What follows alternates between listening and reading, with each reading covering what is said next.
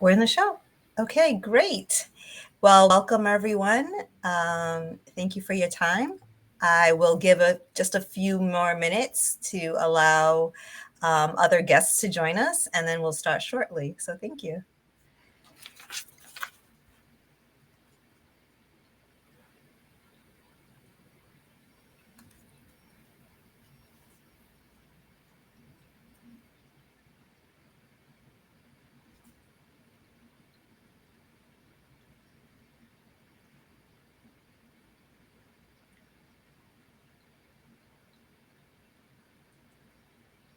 Okay, well, from where I'm sitting, I cannot see how many people have joined us.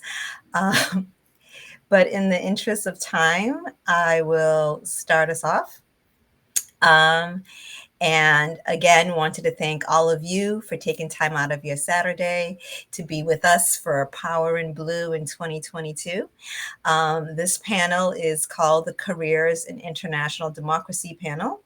And I am here with two esteemed panelists and guests and hello everyone, who will speak to us shortly about their experiences in this field and how each of you can potentially join as well. To tell you a little bit about myself, I'm Jemima Barlow. I am the Deputy Regional Director at the National Democratic Institute for International Affairs, and my focus has been on Southern and East Africa. I've lived and worked on the continent for the past 20 or so years with NDI, but also working at headquarters. And it is a pleasure now to hear more from our esteemed colleagues. Let me start by first having Franklin Bonner introduce himself and just give a little brief background on yourself. And then we'll do the same for Stacey Haig. Franklin, over to you. Jabina, thank you so much for having me. My name is Franklin Bonner. I am currently the Director for Government Relations at the National Endowment for Democracy. I am originally from Miami, Florida, graduated from Northwestern University and kind of started a career in politics in Washington back in 1997. And kind of wound my way through, I guess, the power corridors of DC, and then found myself quite by accident in 2009 with International Republican Institute and going to South Sudan. And that started a 12-year journey in international development. And it's been a rewarding journey, and just so happy I could be here to kind of share that experience with everyone. Thank you very much, Frank, and we look forward to taking a deeper dive shortly on your career trajectory in this arena. Let me turn over now to Stacey. And Stacey, can you tell us a little bit about yourself, overview, and then I will have some follow-up questions for both of you. Great, no problem. My name is Stacey Haig.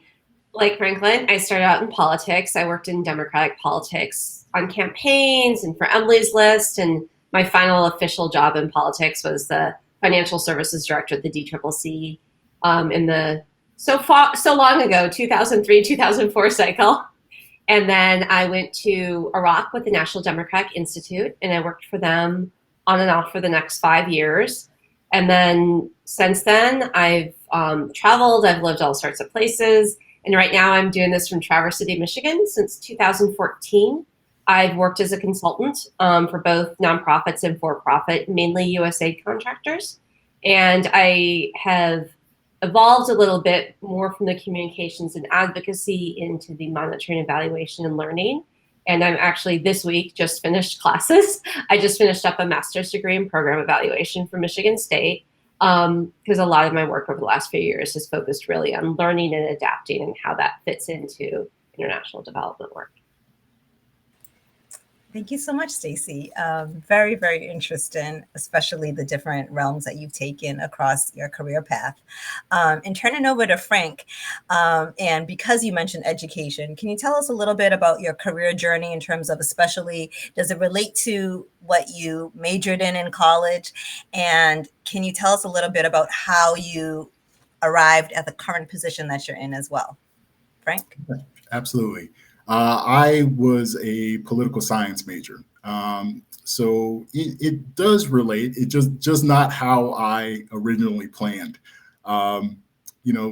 I think my career journey, I started in the United States Senate, and I always thought I was going to be working on public policy and legislation for my entire career. But kind of through my journey in DC, I worked for the Senate, worked for the state of Florida as a policy advisor and a representative in Washington, D.C. for the state. I had a chance to work in the White House, in the Office of Homeland Security when it first started, in the Legislative Affairs shop. And so that was my track. It just so happened I had an opportunity. I had a friend who she worked for International Republican Institute, and she told me about some of the work she does, and it sounded interesting. I think, I was in DC kind of, hitting my head against the wall in terms of what I was going to do next. And really kind of some of the partisanship that was happening in DC at the time. And frankly, it's gotten worse, a lot worse. But back then I was looking for, how to break into something different. And I was just fortunate that IRI hires at that time was hiring political professionals more than they were hiring development professionals. So when I interviewed, I did a 2-week prep on Africa and Sudan and South Sudan, and I thought, well, I really need to study up here to land this job. They didn't ask me one question about Sudan or South Sudan. It was all about my political work. So it was kind of a different route into the development world. And after working in various jobs in development in various countries for the last 12 years, I was just looking for the next thing, but also looking to come home. And National Endowment for Democracy, being the strong promoter of democracy that it is, and just a strong organization it is, when they posted a job for government relations, it was the perfect match between both of my worlds. And so I think I found the perfect landing spot here in just the last month. I just started working for them in November. So that's really kind of the journey I've taken. Thank you very much, Frank. I think there'll be some follow-up questions on that from the audience. Stacy, over to you. Same question. How does what you're doing now relate to what you had studied in school? And can you tell us a little bit more about how you landed at your career point currently? Yeah, not too much. I mean, I majored in humanities. And full disclosure, Stacy 30 years ago was like, what major at Michigan State doesn't require math? And so that's how I picked it. And I interned for a state rep who ran for Congress, and that's kind of how I got into politics. And it's not that dissimilar to what Franklin was talking about, where I was coming out of the 2004 cycle of the DCCC. I was like, I don't know if I love this stuff anymore. And I worked for Emily's List. I wanted to do something, engaging women and working with women. And actually, a friend of mine at the DCCC knew someone at NDI, and I was doing kind of an informational interview. And he's like, knocks on the office next door. He's like, I think they're looking for people to go to Iraq. He knocks on the office next door and walked me over. And that kind of like set me on a whole different path. And then that, as I said, it's evolved because when you do communications and advocacy, you can really work in any sector. So I worked for nonprofits, and then USAID was evolving to more contract work. And I just wanted to see what it was like from the contractor side. So I went to work for like a big contract in Afghanistan, just to, get both nonprofit and for-profit perspective. And then about 6 or 7 years ago, I got tired of not having a home. And so I moved back to Northern Michigan. And I grew up downstate here. So that's kind of a short version of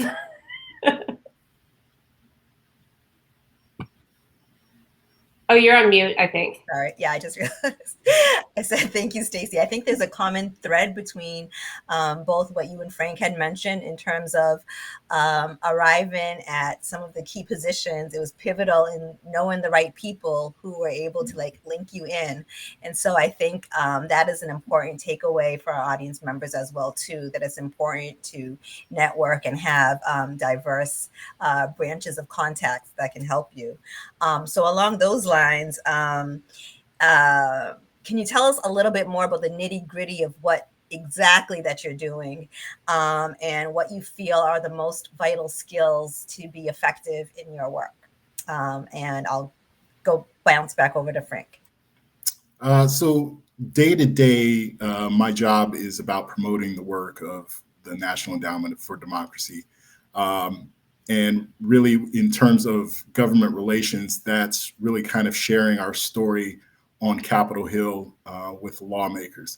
I think a lot of lawmakers and staff, they have some vague notion of what we do, but really it's my job to help connect what they're doing on Capitol Hill with our grantees on the ground in various countries and the activists, the journalists, those researchers that are on the ground that are really trying to make a difference in other countries.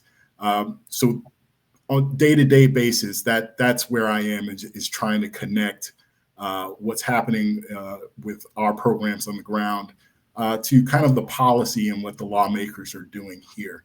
And so it's that challenge in terms of balancing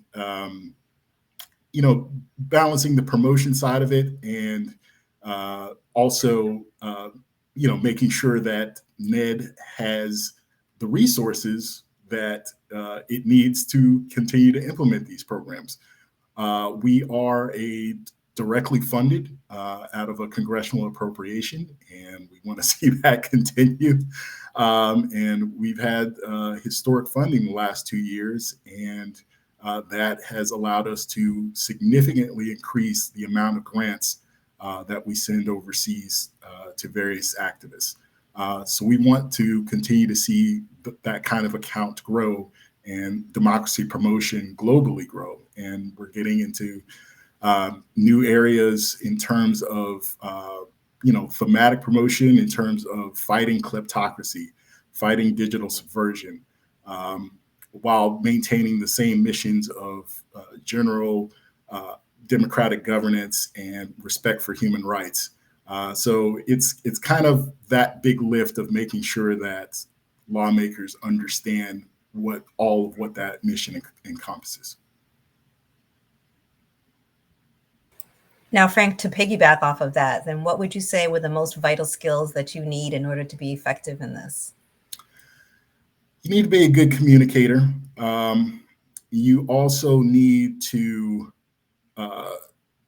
actually, it's really about being a good listener. And I think a lot of that is because I became a better listener through development programs, because I think sometimes we take a model and we say, okay, we're going to go to this country and we're going to help this nascent democracy develop. And we have all of these ideas, we have these assessments and we have these tests, and we say, we're going to come in with these programs, and you get on the ground and the ground is completely different from what your expectations were.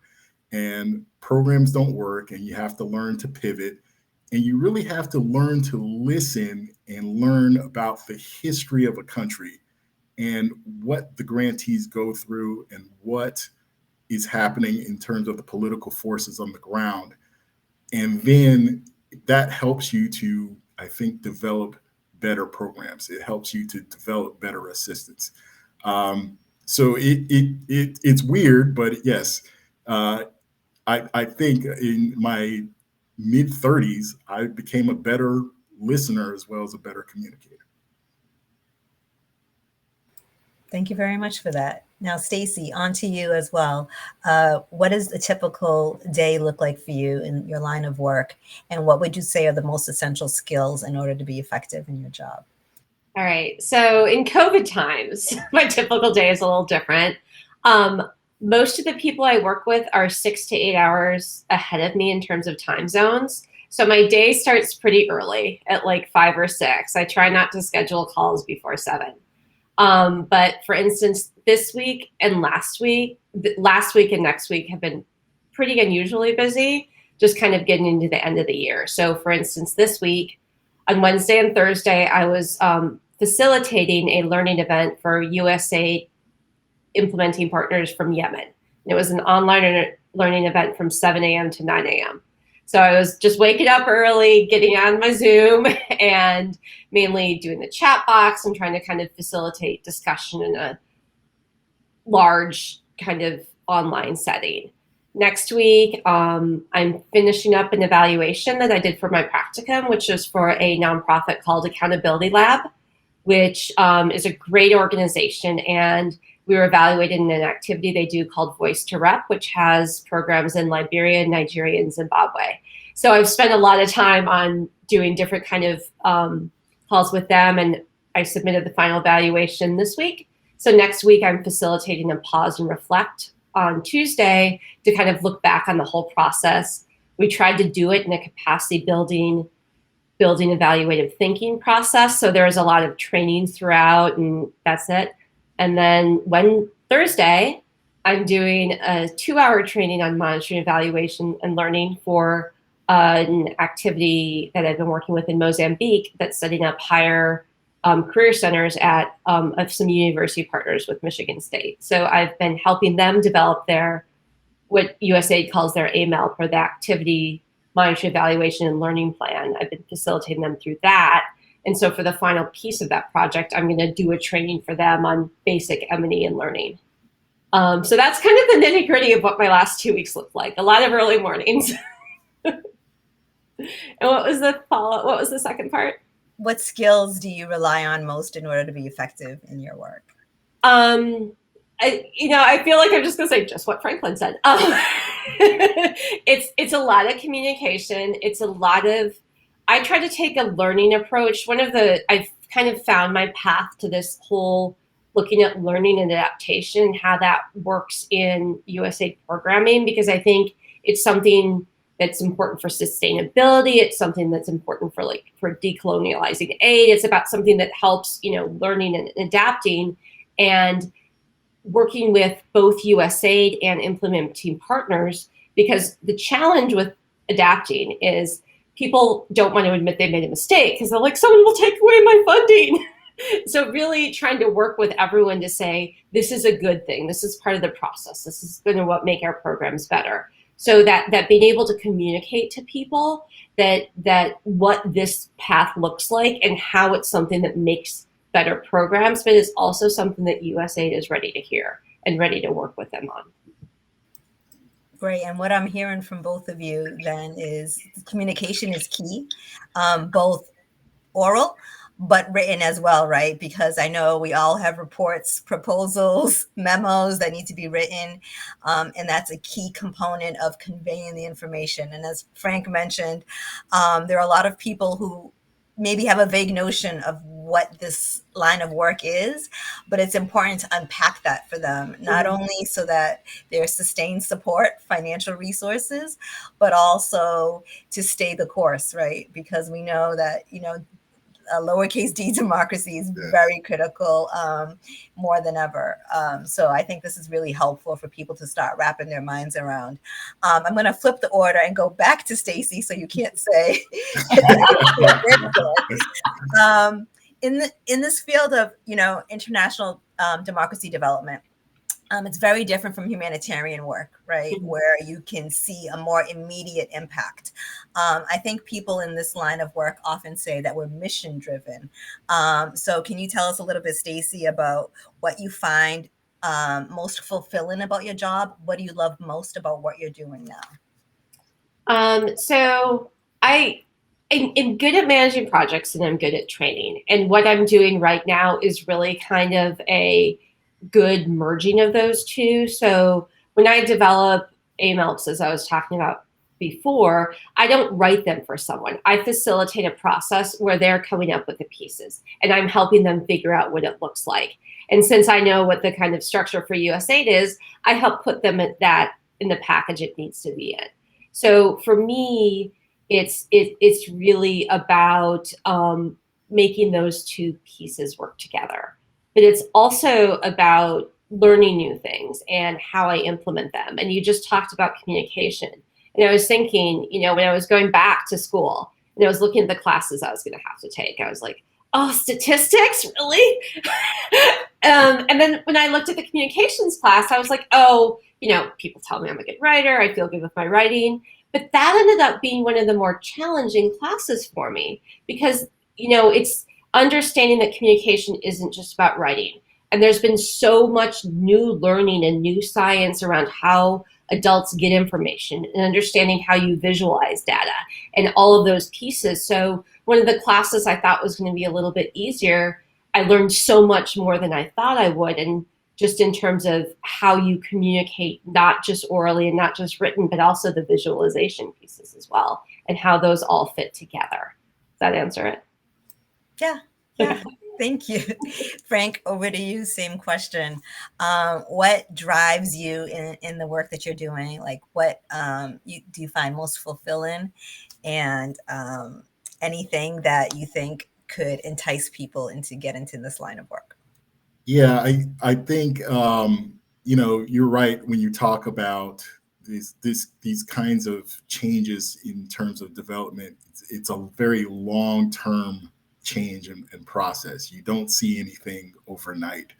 Um, there are things that, you know, I've worked on that have progressed, and then you know, there's a backslide, and then there's, you know, incremental changes. I actually take quite little. I take joy in little changes I see in countries that I've worked in. And I'll give an example. You know, just going to a country and seeing street lights in a place or a town where I didn't see street lights before, and then learning that those street lights were put there because of a request that the city council received from a civil society organization that held a town hall, and this is what the citizens were asking for. And it's because of some of the investment that we make in democracy that that town hall was held, and then that the city officials we trained were there to listen and say, oh, this is what the people actually want. We should probably respond to that, and that will make us popular, and they'll keep voting us in. And it's those little changes. You know, you're talking about streetlights. You're not talking about huge changes, but these are the little things that matter to people. And so when those things are implemented, it gives me great joy. Something else I see in because I didn't intend to, I intended to kind of work in development for 1 or 2 years, and then I was like, well, I'll work, you know, overseas for a couple of years, and I'll bounce back to DC. And then all of a sudden, that started a 12-year odyssey. I worked with so many great young people that are now democracy activists themselves. They've started civil society organizations. They've started newspapers. They've been now elected to their country's legislature. And seeing those kind of democracy champions kind of grow up under our programs, that's probably the most rewarding thing I've seen from my work. Fantastic.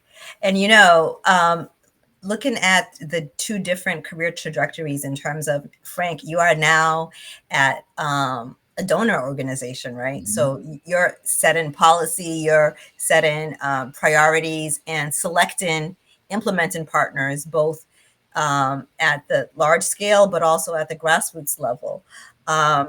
Is that something that you can speak more to about too, like from that bird's eye view of setting the precedent for groups to then apply and then implement their objectives that have to fit with the net objectives. And then Stacy, for you, you're working with a lot of grassroots organizations, and trying to make sure that they're responsive to their donors, but also to their own constituents, because hopefully they are designing programs that speak to their needs at the community level. So let me continue on with Frank, and then Stacy, if you can fill in from that side. Mm-hmm. Yeah, I'll just talk a little bit about so there is a difference between NED grants and say grants from USAID or grants from the State Department. Number one, and I've implemented grants from both donors, and I can tell you NED grants are much easier on reporting, thankfully. It's not as onerous as some of the reports you have to fill out for aid or state in terms of grants. But also NED, because we are not a government organization, we can be more nimble. We can be more responsive. We respond to hotspots. We respond where there are democratic openings. And I'll just give an example. I mean, looking at Afghanistan and U.S. withdrawal from Afghanistan, NED still has grantees on the ground. We still have grantees working on women's programs. We still have grantees working in media programs, because we don't want to see democratic space that was opened to be completely closed. And so we're going to continue to work to keep wedging that door open a little bit wider. And I think that's kind of the big difference in terms of NED as a donor as compared to a large government organization. Thank you very much. Stacy, from the grassroots perspective, can you share a little bit more? Yeah, and I'm going to talk a little bit more about the work with Accountability Lab specifically, and some of the stuff I'm doing with some of these MSU grants in higher education, because the big contractors are their own thing. They're like, we have these 10 things we have to do, and you have to do them exactly in this order. Like, okay. But like working with groups like Accountability Lab, and that was a really cool evaluation, because one of the challenges, and this is where the intersection of some of this stuff is they're in 3 countries, so they had 3 different funders for what was essentially the same iteration of the same program, this Voice to Rep. But because it was 3 different donors and it was a little bit of a patchwork, they never had the ability to just look at it and evaluate it from kind of the broader perspective. So as other countries were looking at doing this, they were like, there was not really a collective lessons learned. And so our intersection came at a really good time. And someone had recommended I reach out to them. And I just sent an email to their info box saying, hey, I'm a master's student and I need a practicum. And their global learning director, who is an awesome person and we've had a great time, is responded. And so what we did was we created a learning document. The focus of the evaluation was to give Accountability Lab staff information on how to improve their programmings. And at the grassroots level, that's so important, is to say, so that they can then go to donors and say, this is what we learned and this is how we've improved it. And this is how we want to take it to the next level. So a lot of those conversations with the nonprofits and the grantees are about how you learn and how you can frame that from the perspective of whichever donor you're talking to. Because the other challenge with this was, different embassies, different countries, funded Accountability Lab. So they all had different reporting requirements. So, I'd be like, I need a list of musicians. And one of them was like, and it all came in through WhatsApp. But it was, so for me, a lot of this is helping smaller organizations understand the rules of USAID and how they can thrive under some of the rules, and understand it's very different from mission to mission. So it's just understanding and saying to them, this is what you have to do, and this is what's going to make it better. And this is kind of where it's not too onerous for you. And this is interesting because it's funny. This is a great crossover. In my most recent job in Liberia, our program was funding Rap to Rep from Oh, Accountability Lab Liberia. And I will so, send you the evaluation. yeah. Me being the deputy chief of party of that program, I was always looking for an evaluation and how we represented that program better. But yeah, everything Stacey said is correct. It's all about learning and being able to share that learning kind of across that community of civil society organizations. And especially measure an impact, because I think that is something that people maybe do not often appreciate enough, because a lot of times it's about focusing on implementation, getting the work done, which is critical. But then how do you know that there's sustainability? How do you know that the learning took place? And how do you measure that? And it is more important than just bean counting, right? And like that's a whole other conversation. But in the field of international democracy development work, there's so many different angles. And so if you are someone who has like a very analytical mind, research based, et cetera, that's one way you can get your foot in the door is through monitoring, learning, and evaluation, which is now, I think, highly demanded across all donors. And I don't think we're going back. I mean, I think that's something that's going to just continue to be reinforced moving forward. I do want to let the audience know that shortly we're going to turn over to you, where you can populate in the chat box any questions that you have for the panelists. So start thinking through now any questions that you'd like to take a deeper dive on with Stacey and Frank. I'm going to follow up now with another question for them with regard to, I guess, the nuts and bolts, because I imagine the audience members are trying to now grapple with their expertise that they have in domestic politics and work, and how do they translate that into the field of international democracy development. So what advice would you give in terms of when applying for international democracy positions? What do you think is important for them to highlight on their resumes or to bring up in their interviews? Let me turn over to Stacey, and then I'll go to Frank. Okay. So one of the things I highlight, and this world has evolved over the last 20 years. I came in the same way, Frank, as a political person, and they were looking for trainers, which is not a traditional path into the development world. But if you're interested in actually doing something that's constructive and helpful, look for skills that don't exist that you can transfer. So one of the things I always tell people is, what can you do? You don't want to take someone else's job. You don't want to, you don't want to go in there and just like be the expat who is there because they needed to fill an expat position. Do you have skills that are needed that you can go and then train people so they can take over? So like, how can you do a job for a year or two in a place and then maybe move on or maybe stay? But like, think about what you bring that's more than just your willingness and your desire to travel. Not to be like super harsh, but like I get that a lot. I get a lot of, I really want to travel the world like you. How can I do that? And I'm like, what do you care about? What influence do you want to have? What matters to you? And most importantly, what skills do you have that are helpful to a community? And you might not know the answer to that. That's why you have to maybe do informational interviews with different contractors or different nonprofits and figure out if there is a niche that you can help fill that's not taking away from someone in that country. That's what I would say. Thank you, Stacey. Frank? Yeah, I can't emphasize Stacey's point more. Don't sound like a tourist in terms of you're looking to tour the world. That's an immediate turnoff in the interview. I think the advice I would give to people is, in terms of the paths into this world, there are so many different things that you can do in the development world that I didn't know existed when I started. So if you're interested in governance, that's one path.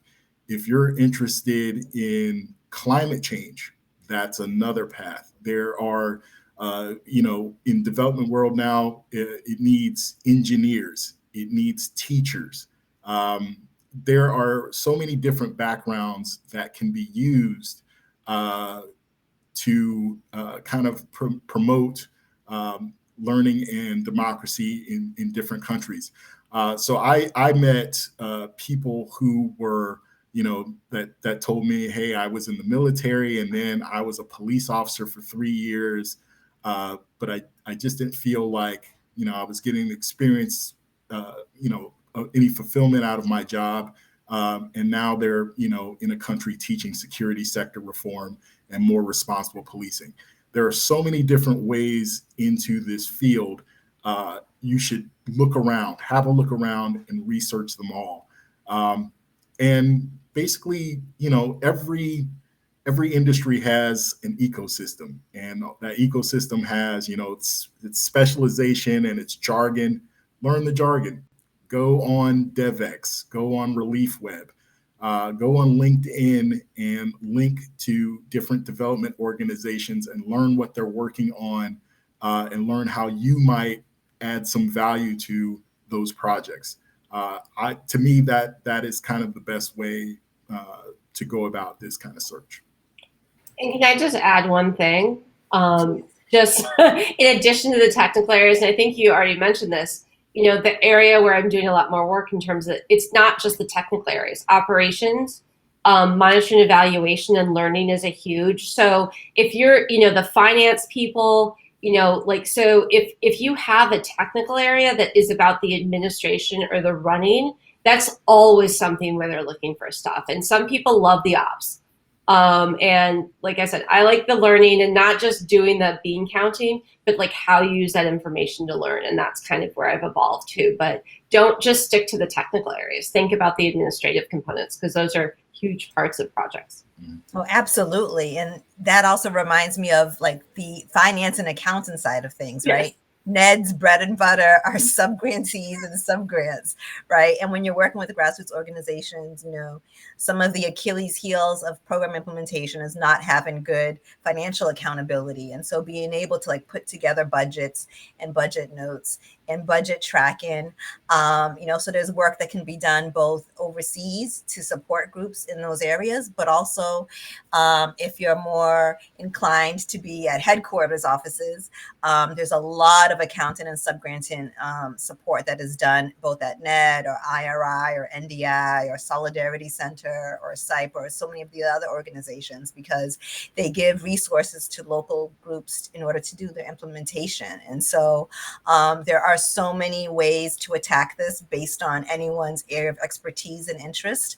And I think a common theme between Frank's and Stacy's comments are that you should come into this with an element of service orientation and not, again, having a desire of just putting stamps in your passport, right? It's really about what you bring to the table, and to help empower communities or local legislatures or political parties. It could be from so many different angles in terms of how this democracy assistance is provided. I would like to start opening the floor to the audience to start populating with questions.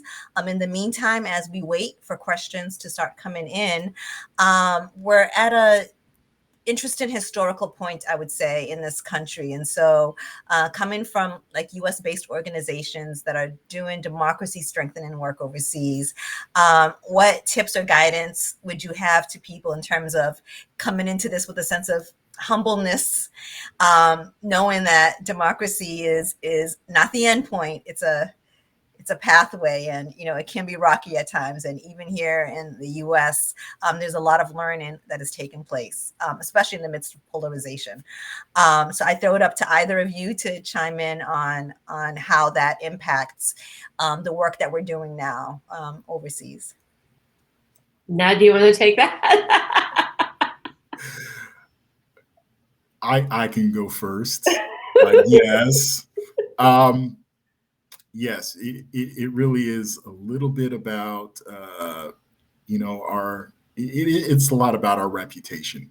And what's interesting is I think when you're overseas, and I remember I was in Liberia during the January 6th attack, and the number of Liberians that came up to me and said, we don't understand how this happened.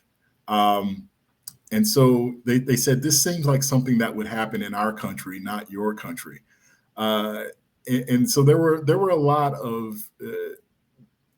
shocked faces around me. What I think I always go back to is I go back to the strength of our system.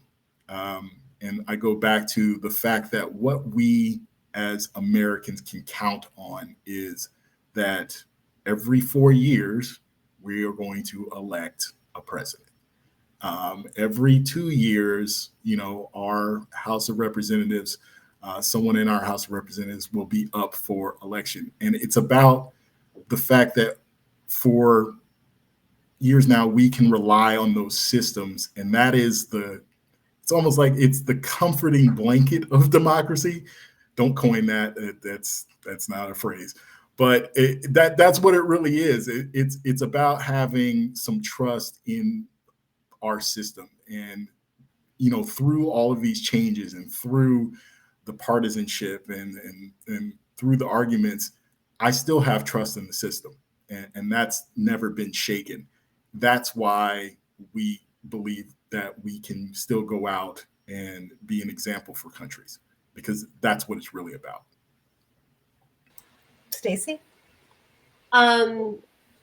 Yeah, so it was funny when you're not funny, none of this is funny, but when you were talking about being in Liberia on January 6th, I was thinking about when Trump was inaugurated, I was in Nigeria, in Abuja, and I remember I was on this treadmill, and I hate it when people talk to me in the gym.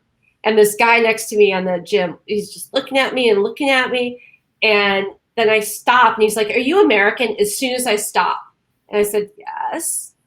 And he was from southern Nigeria. I was in Abuja, the capital. And he literally starts yelling about me about how we all have to just give Trump a chance. And I'm like, I don't know why I'm having this conversation. But it was a good reminder to me that going in any place and having these assumptions about what people are going to think about our elections, or, even what they mean to other people, is not, you have to just stop and understand that, whatever people's perceptions are, I have to just say, this is what I'm doing here. The system, the structures, that's that country. What are we going to talk about here? What do you need to talk about, and what's going you? I'm not the representative of the U.S. government, and I never portrayed myself to be. And so it's important to separate myself and do that. And sometimes it's easier when you're on an award versus a contract. Duly noted. Thank you both. We can now jump into, I think, some questions. We've got a few already. Trevor Perkins is asking a question for each of you. Well, I guess we talked a little bit about this. He's asking about the recent Democratic backslide in the U.S., how it affects our work, and especially, overseas. So I think we've covered that. Seisha is asking us what skills and qualifications are important for an entry-level M&E role. Stacey, do you want to take that first? I'll take that. So understanding both the basics of quantitative and qualitative data collection are good. A great place to start is, if you want to learn more about it, is USAID's Learning Lab has an amazing amount of resources on that. But specifically, skills you want to look for are, you want to be good with technology and good with collecting numbers. You want to have the ability to look at data and communicate it well. So the communication skills are important for monitoring, evaluation, and learning. The other thing is, we used to call it M&E, and then we called it MEL, and now we're calling it MEL-CLA. And I think it's important when you're looking at the skills to make sure you talk about it in the context of learning, because monitoring and evaluation are tools you use to learn and to promote learning. So your basic skills are going to be understanding data collection and understanding the ethics of collecting numbers, being good with quantitative, but also understanding that if you're a qualitative person, if you like to do focus groups and you like to do it, that there's methods you can use too. And so do you want to just do numbers, or do you want to do the people, or do you want to do some more mixed methods? Figuring out what your skill is and which one of those areas can kind of help you figure it out. Great. Stephanie's asking, how her skills as being both a teacher and a corporate trainer can translate into international democracy development work. So I throw that up to either of you. How could she leverage that in order to launch pad into this arena? I've worked with a number of organizations that are implementing education programs overseas. The last one I worked with was Research Triangle out of North Carolina, RTI. They were implementing a program in education program in Liberia. And it was not only about training teachers, but also writing new grade school curriculum. So there are any number of organizations that are implementing those types of programs. So her skill set kind of fits perfectly with some of those programs, because you're designing a curriculum, but you're also training teachers overseas to actually teach that curriculum, but also just be in terms of professional development. So her experience as a teacher, and then actually being able to communicate that well through her experience in workshops, those are the exact kind of hard skills that any implementer would be looking for. And I will also say that a lot of and they're not usually the prime contractor, but a lot of the subawardees or a lot of the subs on different USAID contracts are often colleges and universities. For instance, I'm supporting 2 higher education career centers in the last 6 months. I've also worked on a couple early grade reading projects, one in Mozambique and one in Nigeria. And on all of those, there's been a university partner. So going back to the school you graduated from, especially if you have a graduate degree, because it's going to be your former faculty that are implementing these. So looking at the schools of education in your alma mater, especially if you have a graduate degree, can be a great entry into some of these. Yeah, and I would also add, there seems to be like a recurring need for what we term civic or voter education, right? In a lot of the places where we work, especially because sometimes elections are erratic. There are long periods of time in between when elections are held, or they're just urban based or capital based. And so especially with rural learning, it's important in terms of like the basics. There is the section of the voter information, which is, when you arrive at the polling station, where you stand in line, how you cast a ballot, et cetera. But then so that's voter information. But then there's voter education, which is your rights as a citizen. How do you hold elected officials accountable? Why you should vote your conscience and not just what the village chief says or your husband or whatever it is. There's different societal pressures that people have in order to vote a certain way. And so to develop like some independent thinking in how people, your vote is your right, your vote is your mandate, get out the vote for youth as well, who might feel disaffected by not seeing the dividends of democracy for whatever reason in whatever country. And so being a former teacher or corporate trainer, that's also an area that you can enter into as well.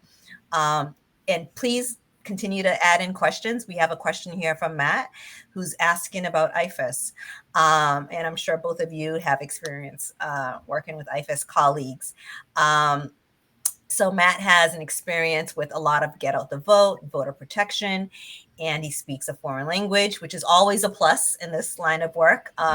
If you don't have it, there are always interpreters and translators, but if you do, all the better.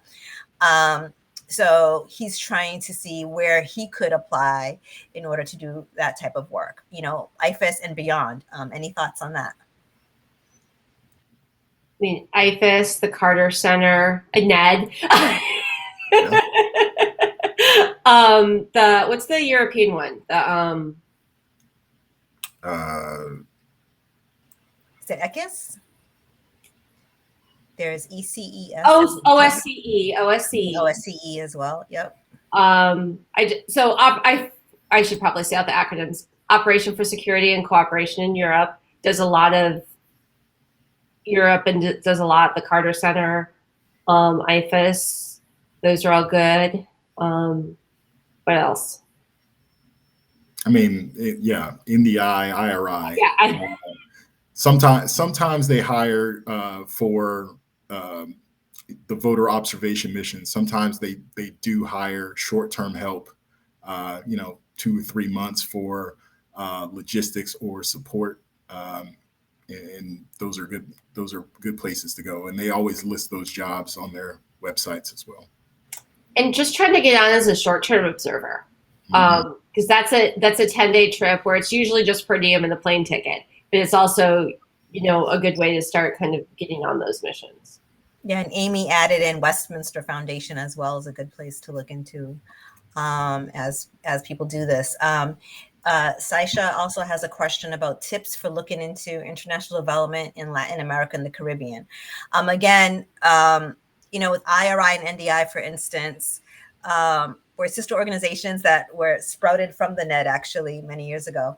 But there are regional programs that both of those organizations have, so for instance, I work in the sub-Saharan Africa region, but there's also, Eastern Europe, there is Asia and Pacific, and definitely Latin America and the Caribbean. And so most organizations they divide up the world somewhat to how the State Department does, Yes.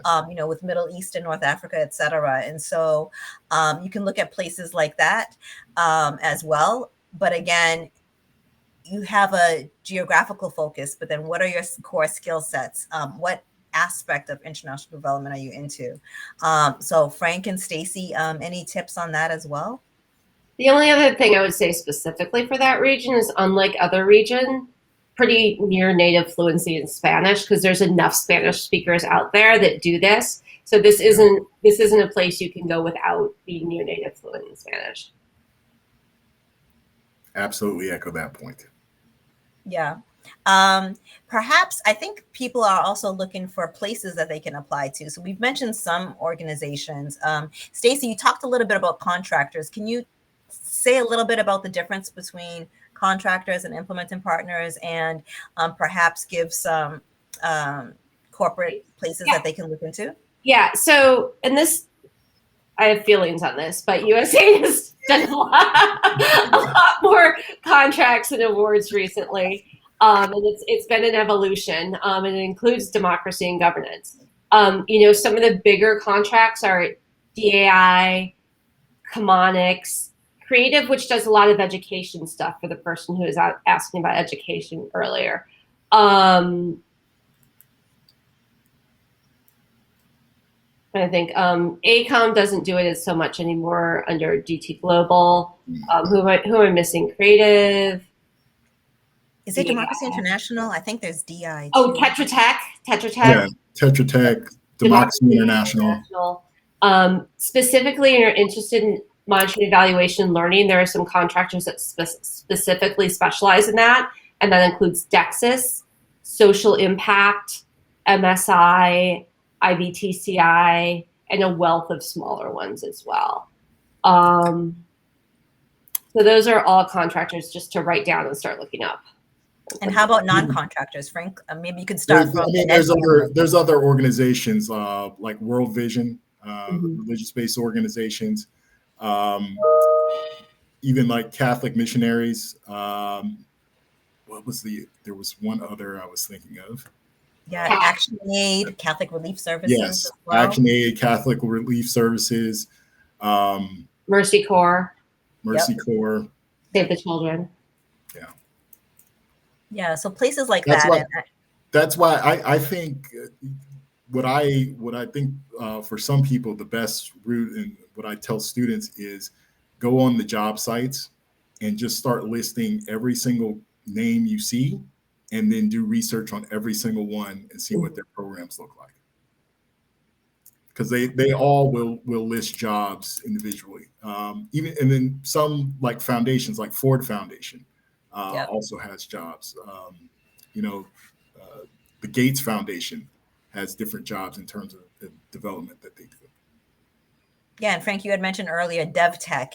Some of those career listserv places are, like ideal, and you can kind of see, especially if you're coming in entry level, what's available. Because oftentimes, and maybe both of you can speak to this a little bit, since I don't see any new questions cropping up yet. How do you really get your foot in the door, especially if you don't have international experience, you haven't traveled? How can you? What's the best way to break into this line of work? I think a point you made earlier about networking is most important. I think it's fine to look on the job sites and look for things to apply for, but it's even better to kind of get to know the ecosystem a little bit through LinkedIn and contacts, and that's kind of how some friends of mine have found jobs, is kind of monitoring things on LinkedIn and events, and asking questions, asking for informational interviews, and getting to know the people that are in the organizations. I will not give a commercial for DevX, but DevX does have not only on their job board, but they have a resume builder. You can go in, you kind of put in your resume details, and they tailor your resume based on kind of how HR people in the organizations kind of look at resumes that they get in, and they can even give you advice on how to better tailor your resume. They have resume coordinators that help you to write a better resume for development. So there are different resources out there for people looking to break in. Yep, and it looks like Amy populated in addition to DevX, IREX as well. And another organization that people can look into is Freedom House as well. Stacy, any tips on your side? No, I mean it's really, it's like Franklin said, it's really about just networking, and it's actually somewhat of a problem in that it's easier. I can count on one hand the number of jobs I've gotten stranger just by applying. Right, almost all my jobs have been people reaching out to me or me seeing something, calling someone there, which is problematic in a lot of ways. So it's a small community sometimes. Yeah, it's a small community. So continuing the network, but also, for instance, I've gotten 2 paying contracts as a result of my search for my practicum placement, where I was reaching out to people and they're like, we don't have a fit for you for the practicum, but we have this paying job that you might be interested in. So don't just assume that if you don't get it, it's the end of the road. Like, always just look for other opportunities and things like that. And as you get into it, start to think about how you can broaden it so people don't have to have connections. So, as you move up, how you can be more bringing different kinds of people in. Yeah. And something I saw a lot of in my experience in South Sudan, there are a number of academics running research projects, and they are always looking for what I call the research grunts to go to the field, because they're sitting there, they're teaching classes. They don't want to take time out to go to South Sudan. And so they'll say, well, let me pick a couple of promising grad students or someone who applied, and they can go to Juba for 4 months, and I'll just sit here and collect the accolades. But that's another way for you to get in and meet people in country and get hired. We hired someone that very exact way. Yep. And it's about volunteering sometimes in order to get your foot in the door, because you get the experience and then you can build on the experience and the contacts. I think it's also challenging now somewhat because we're in a pandemic, and you see this event is virtual, as are so many other things. And as we talk about networking, you have to be more creative about that. It's really important to stay current with affairs in this arena. There are a lot of speaking events that happen, Brookings Institute, CSIS, etc. So try to attend, even though you're attending virtually, but you can ask questions. You can get names of the panelists.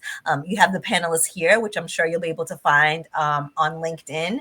Or Amy, I don't know if you wanted to pop on. I know that your organization also has its own resume and job search platform. And so this could be a good opportunity for people to learn a little bit more about that. And that can be another place that they can reach out to get more information as well. But it's being creative about it, and don't shun informational interviews, because I think especially those of us who are based in Washington, we're used to getting those requests and we're happy to speak to people. And that's a good way to also learn a bit more about a field and figure out if it's a right fit for you or not. Let's see. Oh, okay. Well, you can populate a link, Amy, if you'd like others to learn more about the job search functions that you have on your site as well. We don't have any other questions for now. So let me, at this point in time, turn again to Frank and Stacy in terms of offering the audience one piece of advice if they're looking for a career in international democracy. What would that be? Stacy? Okay. My piece of advice would be to find something that matters to you and find a way to make sure that that's something that matters to someone else, and see what kind of connections you can make in that. So you can't decide what someone else needs. You have to look to see what people need and say, do I have a skill that can help make that happen, or that I can move the ball forward? And also, it's a cynical world. I still care. I want to help people. You go into this with a sense of service and be humble. You're going to different places. You're going to meet people who have very different lived experiences, and just be respectful and humble and try to be helpful. That's my best advice. Frank? I think be patient and be flexible. There will be things that offers come along. You might have a single skill. Maybe you're a master of spreadsheets. Maybe you are a master of infographics. That is very, very helpful to someone. And I know Stacy knows that from MEL days. People can use those skills, and if you volunteer those skills and work in kind of the lower levels, and people will see your talent. And I think that's just kind of a way in and opening the door.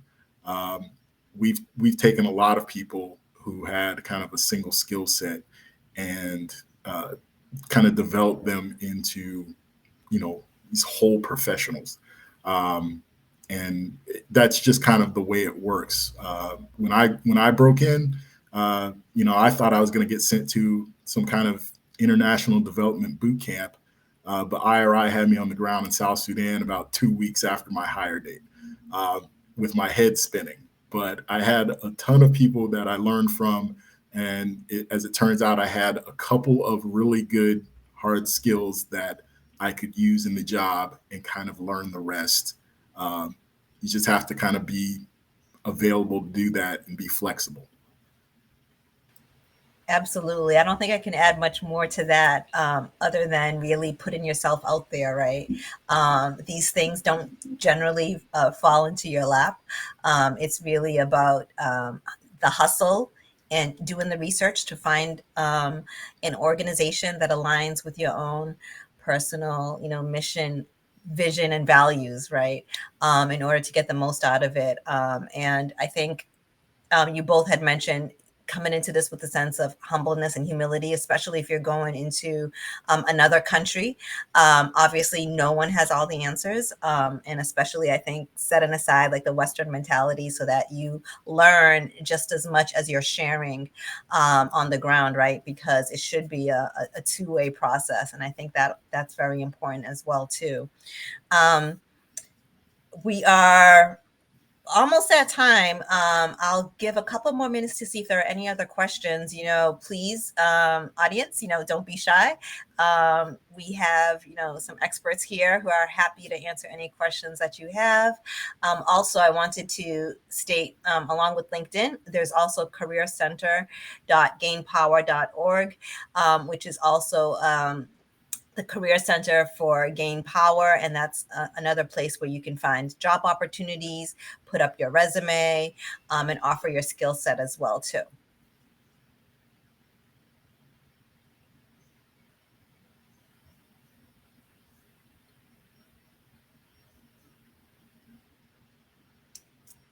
Okay. Going once, going twice. I don't know if there's anything else that we could possibly cover. So I think we're at the point in the program that I really wanted to express my appreciation and thanks to Frank and Stacy for taking time out on a Saturday to share their career trajectories. And you can see that it takes a lot of hard work, persistence, and sometimes being in the right place at the right time. Let me turn it over to both of you, though, if you have any closing remarks before we conclude the program. Let me start with Stacy. So I apologize if there's a little background noise. We're having a little snowstorm, so the plow truck's in my parking lot right now. What state are you in right now? Where are you? I'm in Traverse City, Michigan. Oh, wow. Okay. But I would just like to encourage everyone. This has been the most frustrating and the most fulfilling career I could have ever possibly imagined. I went into politics because I believe that policy and governance are the way to actually make people's lives better. And the kind of day-to-day politics of the US almost broke me a little bit. But working with different communities and taking the time to learn for them has, it inspires me daily. I work with people who want to learn and want to strengthen, and there's nothing that gives me more gratification than when 6 months later, after I've left, someone says, "Hey, I'm still using that stuff you gave me, and I didn't believe you, but it's really working." So just, have faith that what you're doing isn't going to have an impact right away. It might not, but 6 months, a year later, someone's going to remember something you did to help them. And it's going to actually make a difference. Thank you, Stacy. Frank? First, I got to get in my plug. Please go to ned.org if you are interested in signing up for any of our events and anything from our news feed. We always are looking for more participants in all of our events. But in that same vein, I think just taking time to learn about different things. I remember I used to be, on YouTube kind of late at night, probably watching the stupidest videos ever, and not going to sleep, but up watching videos for hours about nothing. But now sometimes I'm there watching videos about kind of the wonderful work that activists are doing on the ground in these countries and things that are promoting change. And it's kind of a wide world out there, and you can learn about a lot of things. And with social media, we now have access to all of this. And so it's amazing that, I can learn about things that activists are doing in Hong Kong, things that they're doing in Nigeria, things that some of the journalists are still doing in Afghanistan. So I would encourage everyone to just keep doing that, keep going out there and learning. Absolutely. Absolutely. So with that, I'd like to thank all of you for participating in Power in Blue in 2022. Next year, there's a lot riding on democracy. I think we're all here as democracy defenders. This is very important work, no matter what angle that you're taking it from. And realize that, there's a community of practice. both here globally and virtually. And so tap into that. And, good luck for everyone. And we hope that this panel was useful to you on your path. And again, you can find our panelists through LinkedIn and also through careercenter.gainpower.org. So thank you very much. Thank you for being such an awesome moderator. You're Thank welcome. you, Jamila. Appreciate it. Take Thank care. you. Goodbye, everybody. Nice to meet you all. Bye.